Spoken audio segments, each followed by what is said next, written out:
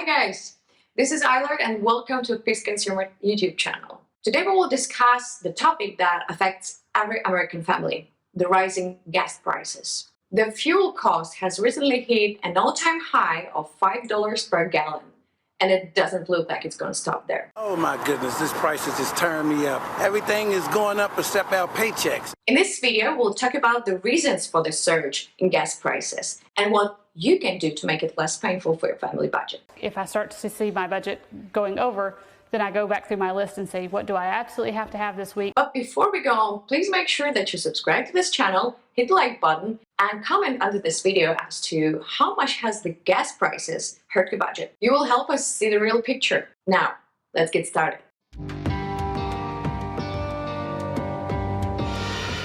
The price surge was not as rapid as we might have thought.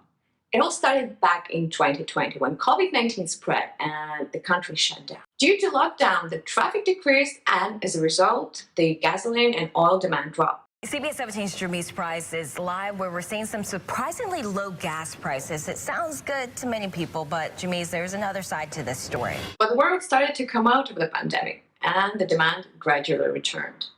Then things got tough. Forbes magazine quotes Crescent Energy chairman and Fort Worth, Texas billionaire John Goff as, "The world is woefully underinvested, energy transition policies are naive, and demand has yet to peak.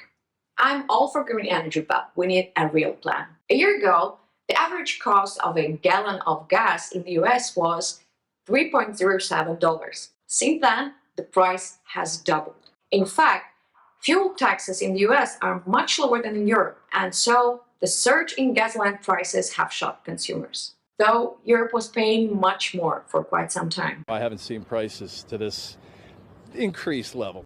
Oil prices jumped even more after Putin attacked Ukraine.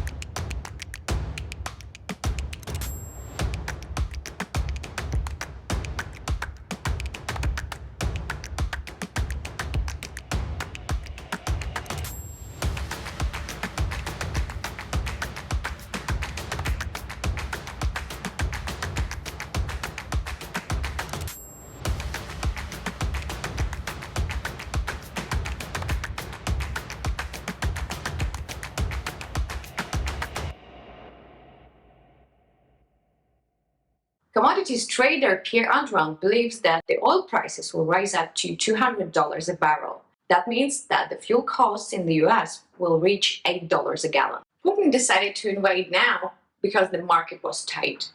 Let's keep in mind that Russia is one of the world's major oil producers and exporters. Energy export is the key component of Russian economy. That's why it was so important to target this sphere. Is it worth it?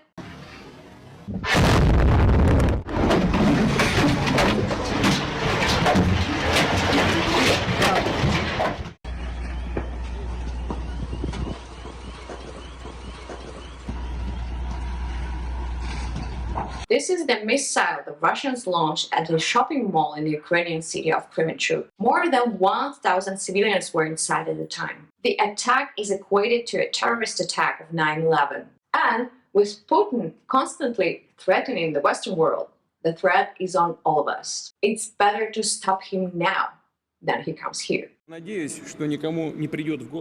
hope no one will cross Russia's red line.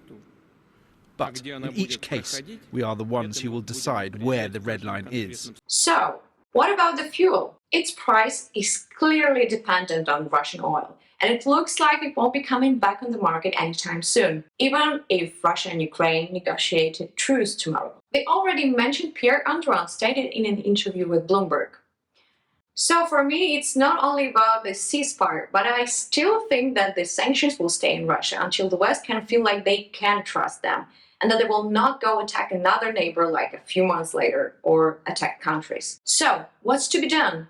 It seems like to save money, we will have to find an alternatives. Bicycles, for example. The channel Cleveland 19 reports that with the rise in fuel prices, the local bike stores are booming. We have been prepared because last year and the year before with the COVID, we couldn't get a lot of the product. So we overstocked on a lot of items. So we're set. Considering that the pickup trucks, which require a lot of gasoline, are the best-selling vehicles in the United States, you would be surprised how few fill-ups you'd need to buy an electric bike.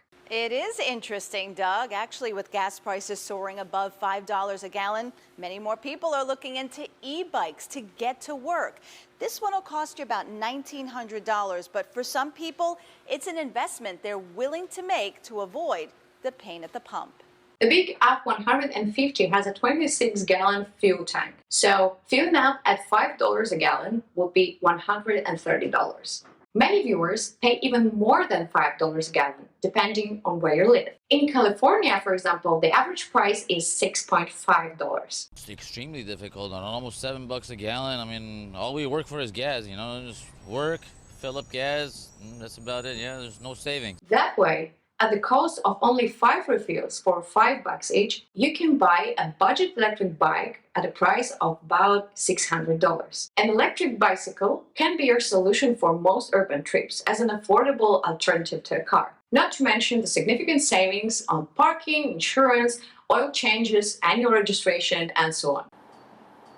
Anybody who thinks that they wouldn't be able to ride a bike, that they have to drive a car, should give themselves a try riding the e-bike, at least a try. For a family trip, you can opt for a good old-fashioned electric car. Over the past year, the number of registered electric cars in the US has doubled. Now, it's about 5% of all new vehicles. Clearly, the greatest need for an eco-friendly transportation is now in California.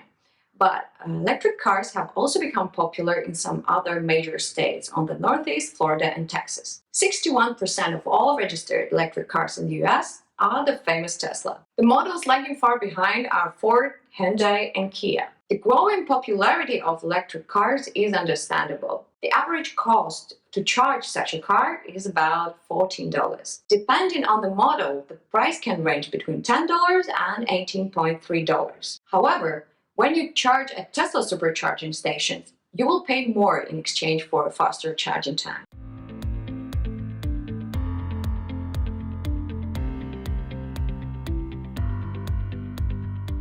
We're looking at the dash right now, and I am supercharging. So the time remaining is about 25 minutes. I am currently charging at 337 miles per hour. Like it or not, the world has entered a new era, and we have to adapt. After all, reducing gasoline consumption is not a huge price to pay for safety, considering the threat we all face today. Thank you for watching this video.